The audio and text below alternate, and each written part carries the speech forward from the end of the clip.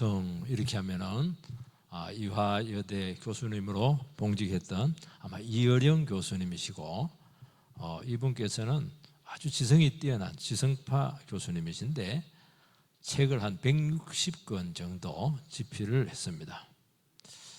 책을 이렇게 많이 쓰셨는데 책을 쓰고 난 소감이 어떠십니까? 우리 같은 사람은 안 묻죠. 책 쓸 수준이 안 되니까. 근데 참 의외의 그 대답을 하게 됩니다. 글을 쓰고 후회하고 또 쓰고 나서 후회가 되고 책 나올 때마다 후회가 된다. 근데 왜 계속 쓰느냐고. 책 안 쓰면 뭐 하냐는 거예요. 내 주신 은사인데. 이분은 평생 한 우물을 판 그런 사람입니다. 자기가 명예를 달라고 글을 쓰니까 정말 그 책을 통해서 명예가 왔어요. 돈을 달라고 글을 쓰니까 정말 그 책을 통해서 많은 돈이 생겼다는 거예요. 자기가 인생을 파는 것은 책을 쓰는 것인데 파는 우물마다 이렇든지 저렇든지 물이 나왔습니다. 그런데 문제는 뭐냐니까 물은 물인데 목이 걸걸하다는 겁니다. 해갈이 안 되더라는 거예요. 왜 그럴까? 이렇게 많은 연구를 하고 정말 그분의 책은 그냥 쓴 책이 아닙니다. 딱 들으면 정신이 번쩍 나요. 왜냐하면 인사이트가 있거든요. 왜 계속 인생의 우물을 파고 집필하면서 인생을 생각하고 민족을 생각하고 이렇게 했는데 왜 이렇게 내 마음속에는 해갈이 안 될까? 이게 이분의 고민이었습니다. 쓰고 나서 후회가 안 되는, 만족이 안 된다는 거예요. 이게. 그분의 따님이 이민아 씨라고 아주 유명한 김한길 씨의 부인이었죠. 이 따님의 그 살아있는 신앙을 통해서 예수를 소유받고 느지막하게 예수 믿고 이렇게 해갈이 되었다. 지금은 천국에 가 있죠. 한 2년 된 것 같아요. 사람은 한 번뿐인 인생이지 않습니까? 여러분, 한 번 기회가 우리에게 주어진 겁니다. 2번 아닙니다. 2번. 한 번 잘 살아야 되잖아요. 전부 다 의미 있게 살고 싶은 그 심정을 가지고 있을 것이고 다 나름대로 남과 다른 어떤 특별한 인생의 목적을 가지고 살아가게 될 겁니다. 그리고 나름대로 이 어렵고 힘든 상황 속에서도 소망을 추구하면서 우리는 다 살아왔고 지금도 아마 그렇게 살아가시고 있기도 하고 너무 사는 게 힘드니까 지금 뭐 거의 반쯤 주저앉아 계신 분도 있는 줄로 생각됩니다. 근데 문제는 그렇게 열심히 살고 나름대로 최선을 다해 살고 가치 있게 산다고 했는데 얼마 지나지 않고 나이가 들고 이렇게 하니까 이게 그렇게 별것 아니라는 거예요. 별것 아닌 정도가 아니고 아무것도 아니더라는 거예요. 이게. 그러니까 이제 마음에 허망함이 들어오는 겁니다. 허무한 거예요. 이게. 내 뭐 하면서 살았나? 책을 160권을 썼는데 이게 후회가 된다 이런 말을 표현하는 게 이 책만 갖고 하는 게 아니잖아요. 여러분은 다른 책을 쓰지 않겠습니까? 그 이유는 딱 하나입니다. 그 삶이 제대로 된 삶이 아니기 때문에 제대로 된 삶이 아니니까 그 자체가 지금 잘못된 것이잖아요. 그 증거가 뭡니까? 살아가면서도 제대로 된 삶이 되면 어떻게 되겠습니까? 좋은 결과가 맺히게 될 것이고 우리 심령 속에서 보람있다. 이렇게 사는 것이 바른 것이지. 이런 내면의 확신이 오거든요. 근데 그런 확신이 없으니까 남이 살아가는 길 따라가고 이렇게 하니까 마음속에 계속 갈등하면서 그렇게 살아온 인생이라는 것입니다. 살다 보니까 저게 뭐 새로운 것 같았는데 새롭지도 않고 또 삶에 대한 유혹이 얼마나 많아요. 유혹을 뿌리치는 게 쉽습니까? 그냥 우리를 인생을 막 뿌리쳐 흔드는 것들이 얼마나 많아요. 그냥 늘 흔들리는 거예요. 흔들리면서 피는 꽃 이것도 이렇게 한데 그걸 견디면서 살아오기로 왔는데 결과가 뭐냐는 거예요. 결과가 아무것도 아니었다는 거예요. 이게 너무 진부했다는 겁니다. 이게 그렇게 몸서리치면서 살아왔는데 그게 뭐냐는 거예요. 이게. 그래도 어떻게 하겠어요? 다른 길이 없으니까 이 길밖에 없으니까 이게 인생이거니 왜 모든 사람들이 살아가니까 그 정해진 길을 걸어갈 수밖에 없는 것이 우리 인생들의 그런 삶의 모습이라고 말씀하고 있습니다. 그러니까 삶이 이게 뭐 특별한 게 없는 거예요. 새로운 게 없어요. 진부합니다. 나이 들면 막 맛있는 것도 없고요. 뭐 가보고 싶지 않아요. 외국 가보고 싶지 않아요. 힘들기만 하고. 왜냐하면 똑같아요. 예수님께서는 어쩔 수 없이 나름대로 살아가는 영혼들에게 생명의 세계로 오늘 이 시간 초청을 하고 계신 줄 믿습니다. 우리는 갈증이 있고 목마름이 있고 뭔가 참 추구하는 게 있는데, 갈증을 느끼는 누구든지 나에게 와서 생수를 마셔라. 그러면 그 배에서 생수의 강이 흘러 넘치리라. 이 배는 타는 배가 아닌데 뱃속입니다. 뱃속에서 생수가 솟구쳐 올라와야 된다는 거예요. 오늘 우리 시간 전부 다 인생의 갈증을 느끼고 이 자리에 왔을 것입니다. 돈을 벌어봐도 이게 만족이 되지도 않고, 그 인생들에게 주님께서는 오늘 생명과 능력의 세계로 여러분들을 초청하실 줄 믿습니다. 세 가지를 말씀을 드리도록 하겠습니다. 첫 번째는 인생들이 느끼는 갈증이 얼마나 강력한가 하는 것이죠. 37절 말씀을 같이 읽겠습니다. 37 시작. 명절 끝날 곧 큰 날에 예수께서 서서 외쳐 이르시되 누구든지 목마르거든 내게로 와서 마시라. 아멘. 누구든지 목마르거든 내게로 와서 마시라. 명절 큰날, 지금 그 초막절을 이야기하는 것입니다. 초막절은 이스라엘 백성들이 광야 40년을 순례하면서 살았던 그 삶을 기억하는 절기를 말씀하고 있습니다. 광야길을 걸어갈 때 제일 힘든 것이 먹는 게 아닙니다. 제일 어려운 것이 목마름이에요. 물이 없어요. 이스라엘 백성들이 물이 없어서 불평할 때마다 하나님께서는 반석을 쳐서, 바위죠, 반석을 쳐서 물을 사실은 생산해 냈던 것을 알고 있는데, 얼마나 많은 물이냐면은 이스라엘 백성들 200만 명이 순례를 했는데 그 짐승까지 다 합쳐가지고 충분히 해갈이 될 정도로 그렇게 엄청난 물이었죠. 그 위는 광야죠. 밑에는 엄청난 물탱크가 있는 거예요. 하나님께서는 광야를 인도할 때 그냥 인도한 게 아니고 어디로 가냐, 물이 있는 곳을 딱 간 거예요. 길이 없는데 그 가면 그 물이 있는 거예요. 그것을 기념한 것이죠. 그래서 여기 보면 명절 끝날 제8일째 되는 안식일 날에는 실로암 못에 있는 물을 끌어와 가지고 제단에 뿌리는 그런 행사를 하는 것을 알 수가 있죠. 그것을 이야기하고 있는 것입니다. 주님께서는 명절 끝날 사람들이 막 축제 분위기예요. 지금 막 난리다 아니죠. 그때 뭐라고 말씀하냐니까 명절 끝날 곧 큰 날에 예수께서 서서 이르시되 누구든지 목마르거든 내게로 와서 마시라. 이게 중요한 것은 무엇이냐면은 누구든지 목마르거든 갈증을 느끼고 있는 상태를 말씀하고 있습니다. 우리 70년대 80년대 김지아 시인이 쓴 타는 목마름으로 군부 독재의 시절에 대한 강력한 비판과 민주화에 대한 그 열망을 나타낸 시죠. 끝부분이에요. 끝부분인데 뭐라고 되니까 타는 가슴 속 목마름의 기억이 내 이름을 남몰래 쓴다. 민주주의여. 숨죽여 흐느끼며 내 이름을 남몰래 쓴다. 타는 목마름으로 민주주의 만세. 여기 이제 김지아 시인이 쓴 민주화에 대한 그 타는 정치적인 해방에 대한 이 강한 갈증을 말씀하고 있는 거예요.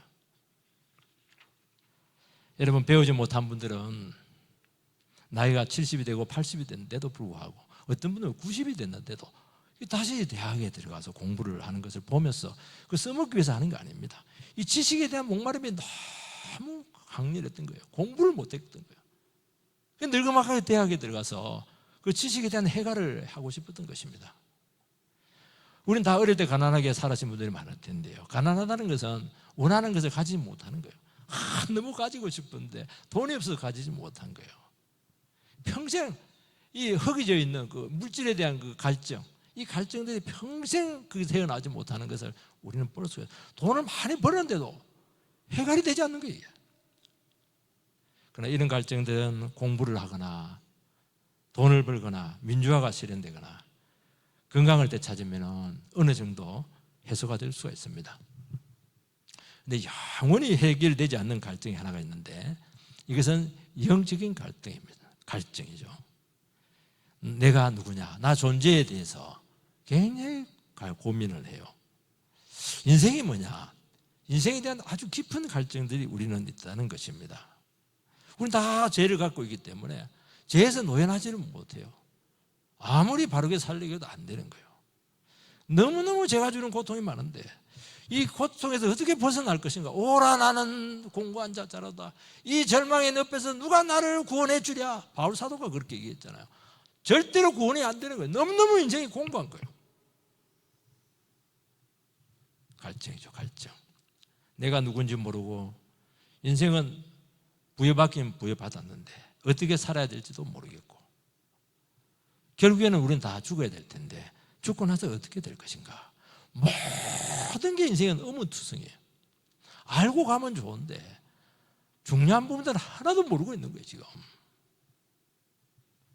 여러분 인생의 근본 문제에 대한 답을 찾지 못하고 방황하게 될 때 우리 그 갈증은 계속 우리를 목마르게 할 뿐만 아니라 삶 전체를 황폐하게 만든다는 것입니다. 여러분 영적인 갈증은 채워져야 되는데 문제는 채울 길이 없습니다. 영적인 갈증은 하나님이 채워주는 것이기 때문이죠. 돈을 벌어도 허전하고 출세하고 부러워하는 위치에 올라가도 올라가기 전까지는 다 다른 것 같은데 그 자리에 올라가면 또 거기도 사람 사는데요. 똑같아요. 오직 생명의 근원 되신 예수님을 만나서 생수를 마심으로 해결이 되는 것입니다. 파스칼이라고 하는 그 철학자는 인간에게 하나님이 만든 공백이 있는데 이것은 주님만이 채워주실 수가 있다 말씀하고 있습니다. 제가 이제 고등학교를 졸업을 하고 원하는 대학을 가지 못했어요. 1년 내내 고민했습니다. 그때 당구도 치고 막 술도 그때 예술 안 믿어가지고 술도 좀 먹었어요. 얼마나 방황했는지 몰라요. 결국에는 자퇴했습니다. 1년 딱 지나고. 그래서 1년간 근처에 있는 그 봉제 공장에서 제가 그 가니까 막 여자들이 많았어요. 전혀 신경이 안 썼어요. 왜냐하면 내 문제가 너무 급하니까.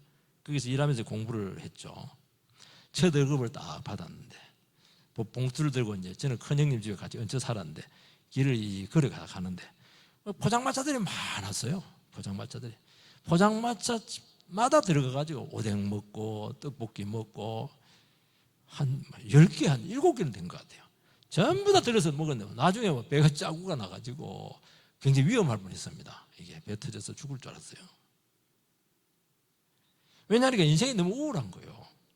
너무 비관스럽고 그냥 앞길이 없어요. 가만히 보니까 왜 많이 먹었냐? 나에 대한 이 분노가 막 올라온 거예요. 넌 뭐냐는 거죠. 이 가족에 대한 섭섭함이 막 올라오는 거예요. 이 세상에 대한 막 분노가 막 올라왔어요. 대학을 진학을 하고 작은 가정교회에서 설교 말씀을 듣는데 주님께서 내게 딱 대고 이야기하는 것을 육성의 말씀을 제가 생생하게 들었습니다. 내 공고함과 죽음에 대해서 생각들, 어렵고 힘든 가운데서도 홀로 남으려가는 그 몸부림들, 아무도 도와줄 줄 없는 그 상황 속에서 내 병이지 그 마음 속에서 하나님의 사랑이 끝에 채워지는 것을 느꼈습니다.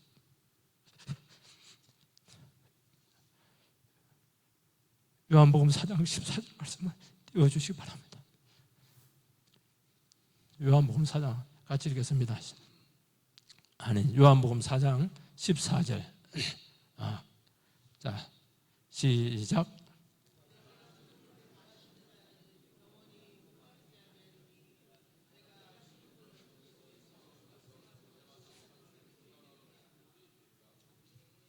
감사합니다. 이 두 번째는 이 갈증은 반드시 해결되어야 한다는 것입니다.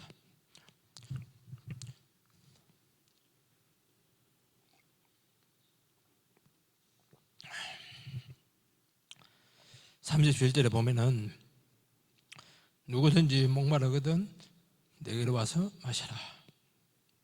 누구든지 목마르면은, 여러분 갈증을 느끼는 것은 주님께 나오라고 하는 초청이죠. 영적인 고갈은 생명의 근원 대신 하나님과 분리된 거예요. 여기서 막 목마름이 올라오는 거예요. 여러분 사막 같은 뜨거운 태양으로 말미암아서 물이 바닥에 드러나고 막 탈수정제로 지치는 그 나그네의 모습과 똑같아요. 이게 뭐냐니까 하나님을 떠난 인생들의 모습이었다 하는 것이죠. 땅이 뭐 바둑반처럼 그냥 갈라져 있죠. 이것이 만약 하나님 없는 세상의 그 갈급함을 보여주고 있는 것입니다. 초막절 축제의 시간에 이스라엘 유대인들은 막 물을 깃고 포도주를 마시고 춤을 추고 정말 예배드리면서 그렇게 그 시간을 보내고 있었습니다. 그러나 예수님께서는 그것으로 인간의 근본적인 문제가 해결되지 않는다는 거예요. 참된 생수는 나에게 나와서 생수의 근원 대신 주님 만나서 인격적으로 생수를 맞아야 된다고 말씀하고 있는 것입니다. 이런 목마름을 느끼는 자만이 주님께 나가서 해갈을 얻을 줄 믿습니다. 정상을 느껴야 병원을 찾아가는 것과 똑같은 것이에요.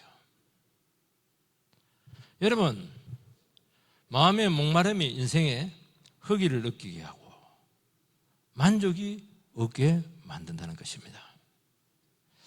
여러분, 삭개오라고 하는 세리장을 여러분들께서는 잘 기억을 하고 있을 것입니다. 이 사람은 세리장이고 부자였어요. 키가 좀 작았습니다. 여러분, 세리장이라고 하는 세리만 해도 그때 권세가 굉장히 있는데 키도 작고 열등감도 있었죠. 사람들이 민족의 매국노이기 때문에 아예 사람 취급을 하지 않았죠. 그 친구가 아무도 없었어요. 사람들 말 안 해도 알잖아요. 저 사람 나를 싫어한다는 거, 멀리한다는 거 알고 있거든요. 이 사람은 이 문제를, 그 외로움의 문제, 사람들의 그런 배척의 그 문제를 어떻게 해결했냐니까 나는 돈만 벌면 된다. 돈만 있으면 사람들은 나를 무시하지 않을 것이다. 돈으로 복수를 하려고 했던 것입니다. 그래서 막 그냥 칼고리처럼 돈을 끌어모았죠. 그럴수록 목마름은 더 심해졌습니다. 사람들은 더 멀리하고 더 욕하고 비난하고 그럴수록 더 외로움이 찾아왔던 것입니다. 대책이 없는 거예요. 이 목마름이 있긴 한데 이 목마름을 어떻게 해소해야 될 것인가 하는 문제죠. 그때 예수님께서 자기 동네에 왔고, 아니 그 부자가 나이 많은 그 사람이 채통도 없이 왜 뽕나무에 올라가요? 영적인 갈증이라는 것은 체면도 없어요. 이게 해결되기 전까지는, 이게 해소가 되기 전까지는 여러분 인생을 절대로 정상적으로 만들어 놓지 못할 겁니다. 여러분, 갈증의 힘은 강렬합니다. 인생이 걸려 있잖아요. 목숨이 걸려 있잖아요. 영원한 운명이 걸려 있잖아요.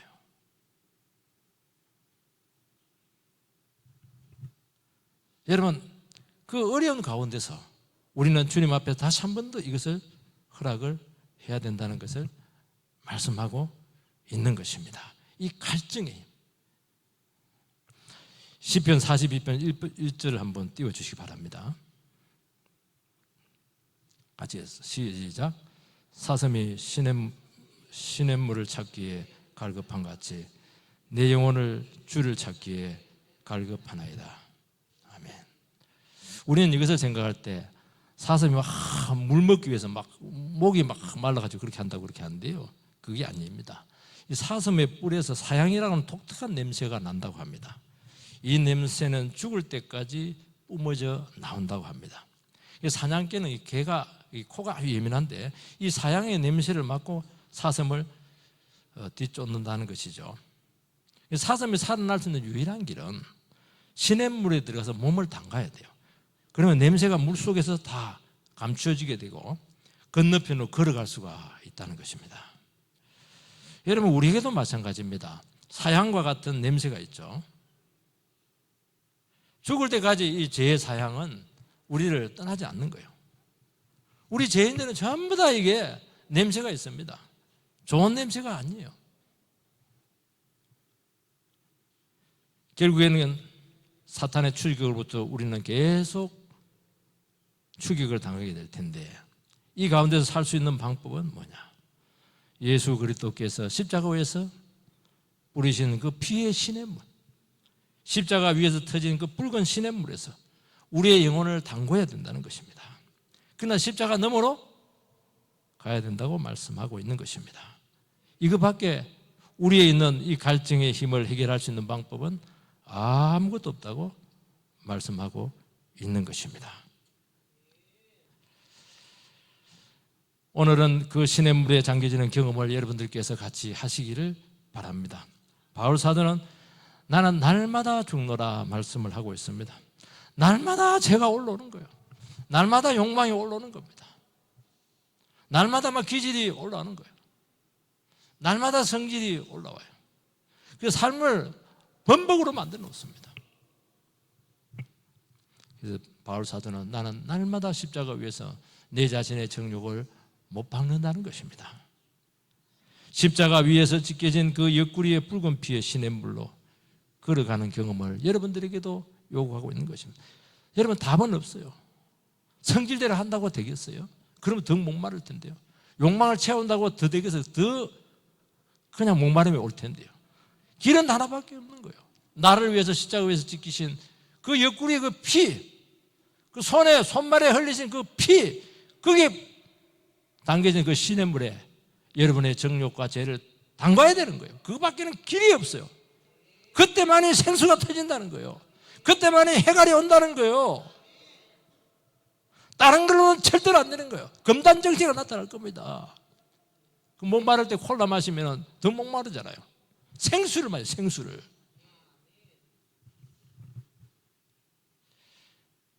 여러분, 명절 끝날고 큰 날이죠. 초막절에서 실로암 물을 길어서 번제단에 뿌리는 의식을 그들은 하고 있습니다. 굉장히 장엄했습니다. 그러나 그 종교 행위로는 결코 해갈이 오지 않는다는 것입니다. 여러분, 주일 성수가 참 중요해요. 헌금도 참 중요해요. 헌신도 참 중요해요. 그러나 그것 자체가 여러분들에게 목마름을 해결해 주지 않아요. 그거는 주님을 만날 수 있는 수단은 되었으면 되었지, 그걸로 안 된다는 거예요. 예수님께 구체적으로 가야 돼요. 나의 죄는 어떻게 해야 돼요? 나의 목마름은 어떻게 해소할 수가 있어요? 내 인생에는 여러 가지 고통들, 아픔들, 눌림들, 압박들, 이 고민들, 이걸 어떻게 해소를 할 수가 있습니까? 채워도 만족이 되지 않는 이 욕망 덩어리를 어떻게 내가 해소할 수가 있겠어요? 아무데도 길이 없어요. 오늘 여기 나오잖아요. 누구든지 목마르거든 내게로 와서 마시라. 나를 믿는 자는 성경에 이런 것 같이 그 배에서 생수의 강이 흘러나오리라. 위대한 말씀이죠. 위대한 말씀을 이야기하고 있는 것입니다. 여러분, 누구든지 목마를 때마다 말씀하고 있는 것은 복음의 현재성입니다. 지금 적시해야 돼요. 이건 날마다 해야 된다는 것입니다. 여러분, 다른 거 찾지 말고 십자가 복음을 붙드시고 일어서는 은혜가 있게 되기를 주의 이름으로 축복을 드립니다. 세 번째는 생수의 강이 배에서 막 넘쳐야 된다고 말씀하고 있습니다. 38절 39절 말씀을 띄워주시기 바랍니다. 같이 읽겠습니다. 시작. 나를 믿는 자는 성경에 이런 것 같이 그 배에서 생수의 강이 흘러나오리라 하시니 이는 그를 믿는 자들이 받을 성령을 가리켜 말씀하신 것이라. 인생의 목마름을 느끼는 영혼은 주님께 나오면 그 배에서 생수의 강이 흘러나오리라고 말씀하고 있습니다. 성령이 뱃속에서부터 흘러넘친다고 말씀하고 있는데, 여러분, 구약에 보면, 에스겔서에 보면 생수가 성전 문지방에 나와서 길로 가고 그 다음에 골짜기로 가고 그 가는 곳만 사막을 통과하고 그럼 전부 다 그 죽은 것들이 다 살아나요. 그 나중에 어디까지 가냐? 사해까지 가면 사해가 죽을 사자 바다 있잖아요. 죽은 바다잖아요. 그 사해까지 살아나서 고기들이 막 다니는 것을 알 수가 있어요. 그게 생수의 강입니다. 그런데 여기 그 강이 오늘은 어디로 들어가냐니까 여기 저 경안천으로 들어가는 게 아니고 우리 배 속으로 들어온다는 거예요. 이 생수의 강이. 그게 강이 들어오니까 엄청난 거죠. 들어가서 속에서부터 막 분수처럼 솟아오른다는 것입니다.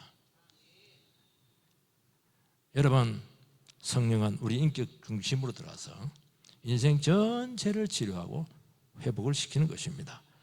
여러분, 배 속에 뭐가 있어요? 장기 있잖아요. 위가 있고 간이 있고 콩팥이 있고 그 다 기질을 관장하는 거잖아요. 우리 본성이 그 속에 다 들어있잖아요. 우리 인생 전체를 치료해 주시겠다고 말씀하고 있는 것입니다. 여러분, 성령님께서는 병든 감정을 치료하고 모난 기질을 바르게 만들고 나쁜 성격들을 전부 다 선한 성격으로 변화시키는 능력이 있는 줄 믿습니다. 성경에는 마음이 부패의 근원이라고 말씀하고 있습니다. 성령님께서는 부패한 모든 본성들을 다 치료해 내신다고 말씀하고 있습니다. 그리고 그것만 주는 것이 아니고 우리는 너무 지쳤어요. 힘이 하나도 없어요. 성령님께서 우리에게 에너지를 공급을 하고 에너제틱 능력을 공급을 하고 지혜를 주고 막 은혜를 넘치게 하고 말이에요. 죽은 자도 살려버리고 말이죠. 여러분, 이런 능력이 공급이 되어야 여러분이 가치 있고 의미 있는 삶을 결심으로만 안 되잖아요. 죄와 싸우는 것도 결심으로 안 되잖아요. 이걸 지속적으로 해서 정복을 해내야 되거든요. 성령의 능력이 아니고는 결코 여러분의 문제들을 정복을 해내지를 못해요. 막 깔짝거리긴 할 겁니다. 시작하고 끝나는 거예요. 여러분, 성령의 강은 생수의 강은 성령의 무한정 공급이 된다고 말씀하고 있습니다.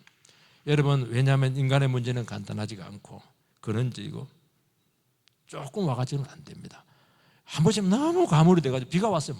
비 온다 이러는데 감질나는 비는 도리어 더 우리를 더 답답하게 만드는 거예요. 올라면 비가 막 억수같이 내려버려야 돼요. 온 대지를 전부 다 적셔야 된다는 거예요.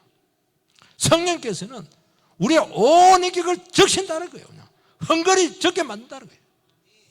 무진장 공급을 해주신다고 말씀하고 있습니다. 하나님 특징이 하나가 있어요.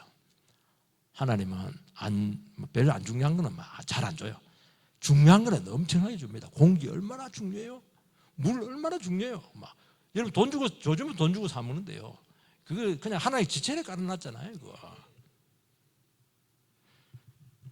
돈을 주지. 돈을 많이 안 주는 것은 생각보다 그래 안 중요한 거예요, 여러분. 돈 주면 좋은데 위험하다는 거예요. 제일 중요한 게 성령인데 성령은 부으십니다. 아낌없이 부으시고 우리 위해서 아낌없이 낭비를 한다는 거예요. 하나님 해도 그 비싼 걸 너무 낭비를 하는 거예요. 그 죄인 하나 고치려고. 여러분, 성령이 터지기만 하면은 여러분의 인생에 부족한 게 없어요. 돈이 없어도 괜찮고 있어도 그냥 좋고 공부를 못해도 괜찮고 공부를 잘하면 더 책임을 져야 되고 필요한 것이 하나도 대만족이 대만족. 여러분, 이 성령을 어떻게 받습니까? 믿음으로 성령을 받을 줄 믿습니다. 믿음은 주님만 바라보는 것입니다. 어떻게 받아요? 주여 제게 성령을 부어 주시옵소서. 성령 오실 때까지 기도하면서 기다리는 겁니다. 버티세요. 행동을 한다고 생각하는데 기도는 행동 전에 존재의 문제, 존재가 바뀌어야 되거든요. 존재가 성령의 생수가 우리가 터져야 존재가 바뀌는 것이거든요. 그 다음에 행동은 따라오게 되어 있는 것입니다. 여러분, 하나님 한 분 바라보고 버텨내시기 바랍니다. 여러분, 환난이 계속되고 있죠? 버텨야죠. 지속적으로 예배를 드리면서 견뎌야죠. 반드시 성령 충만의 역사가 일어나게 될 줄 믿습니다. 못 견뎌요. 참지를 못하는 거예요.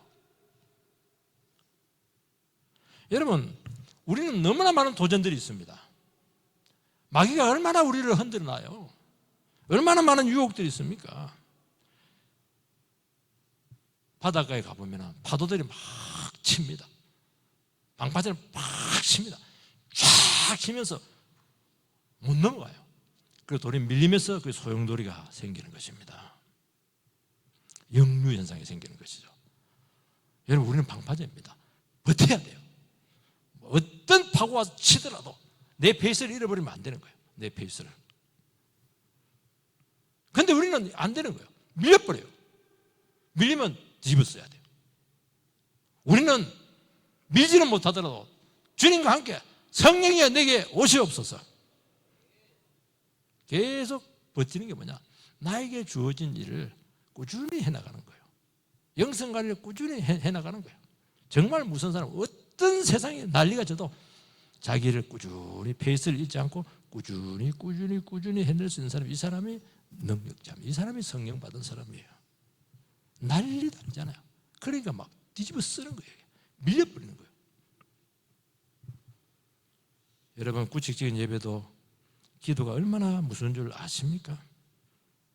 여러분, 성도의 능력은 세상의 도전과 공격에서 주님 바라보고 견디는 것입니다. 그러면 세상이 뒤집어지는 거예요. 세상은 그렇게 뒤집는 거예요. 막 세상에 설친다고 되는 거야. 하나님 믿고 하나님 한 번 바라보고 하나님 나와 함께한다. 주여 나에게 생수를 부어 주시옵소서.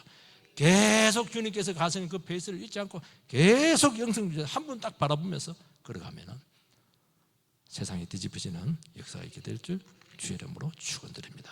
기도하겠습니다.